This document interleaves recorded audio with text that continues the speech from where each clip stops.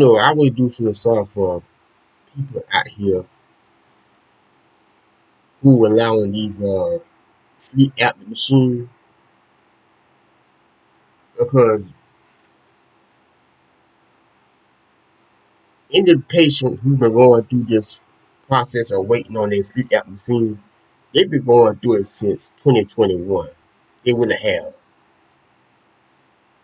And look like these people who have to have these sleep apps who've been going through it ever since. So this news article came out on March the 10th, 2023. So sleep apnea patient left frustrated and waiting as a massive Philips CPAP recall advances on. Now keep in mind, the recall of this machine got started back in June of 2021. Let's be honest. Ever since June of 2021, this sleep app machine situation has been dragging on. But there is a video that comes with this article that I want y'all to listen to. Let me see if I get this to play.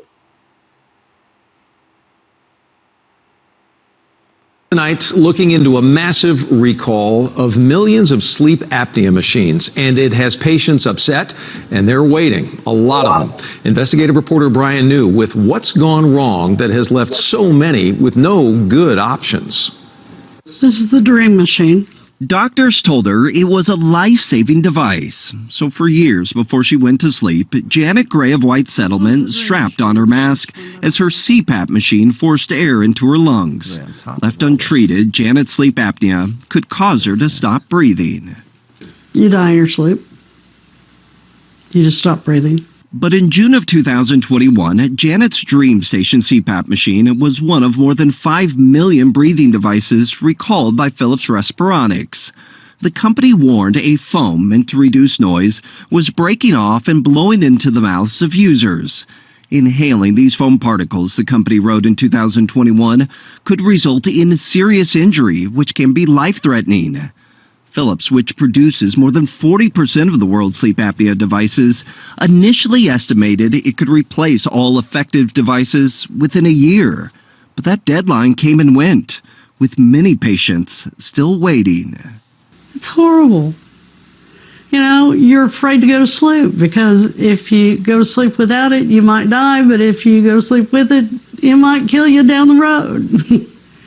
Since April of 2021, the U.S. Food and Drug Administration has received 98,000 complaints associated with the foam breakdown in Philips' breathing devices. Complaints about infections, chest pain, and cancer, including 346 reports of death. The FDA says these reports are helpful in identifying problems, but because they're self-reported, they lack verification. Philips says it found no conclusive data linking these devices and the deaths reported. In fact, after recalling millions of devices, the company says it did additional testing and found no association between its devices and cancer.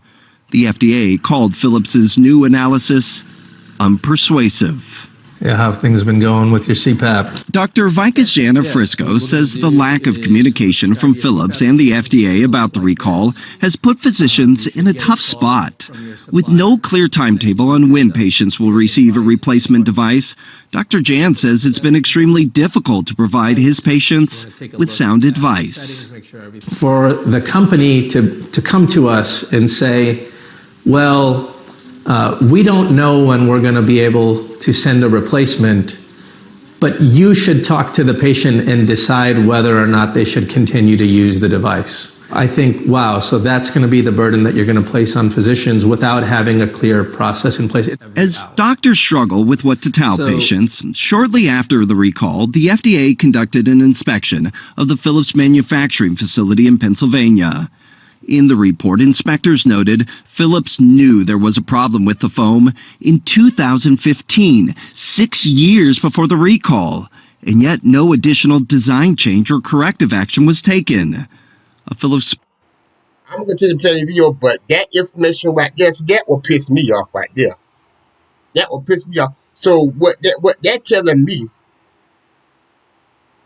at least some of these problems that you see with these sleep app machines could have been avoided or could have been dealt with then. See, that's the type of stuff that pissed me off. But let's continue with the video.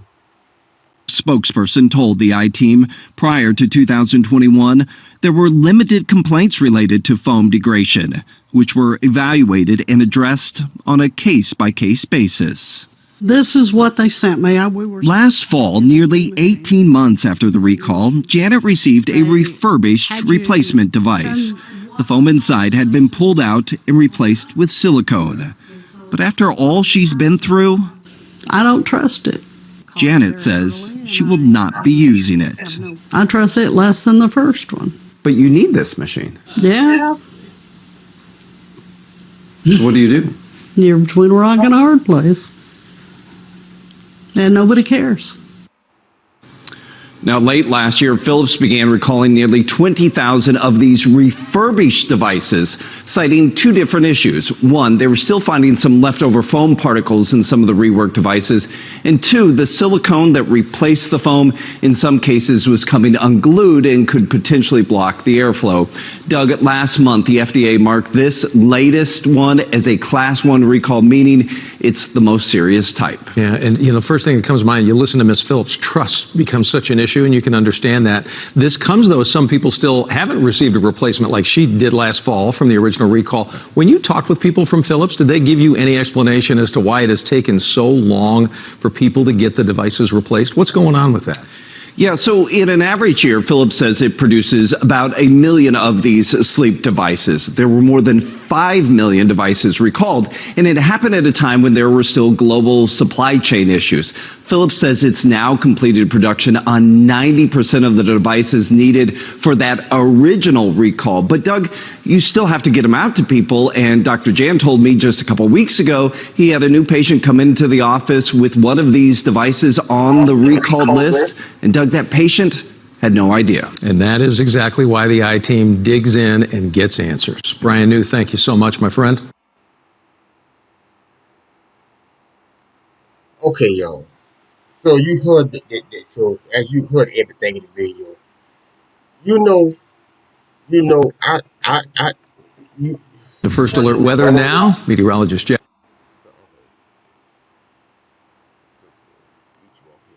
okay, like I was saying, it really is a crying shame how this whole situation has played out. It really is a crying shame.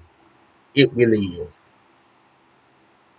And unfortunately, the people with sleep apnea problem are suffering the most out of this whole situation.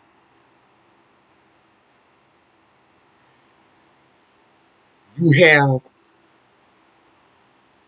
a little bit of negligence that has happened with this situation, with that which made the whole entire situation worse. As you heard in the video, they knew about this problem since 2015, prior to the recall. I mean, a whole slew of things that play a part into why this situation is so bad right now. But you know what? My thing is this. You messing around. I'm gonna put it like this. You messing around with people's life with all this dysfunctional stuff going on. That's what you're doing. You messing around with people's life by functioning the way you are functioning. When it comes to any seriousness, when it comes to health, you don't need to be so dysfunctional in what you're doing, how you handling stuff. That's the last thing that patient need to deal with, is worry about you being so dysfunctional. You know what I'm saying? These people need to be better than this. This is some medical stuff they deal with, so you can't be doing this to people. You can't. You cannot. You absolutely cannot be doing this to people. Y'all tell me what y'all think about this news article and the video to this article down in the comment section. Well, I tell you.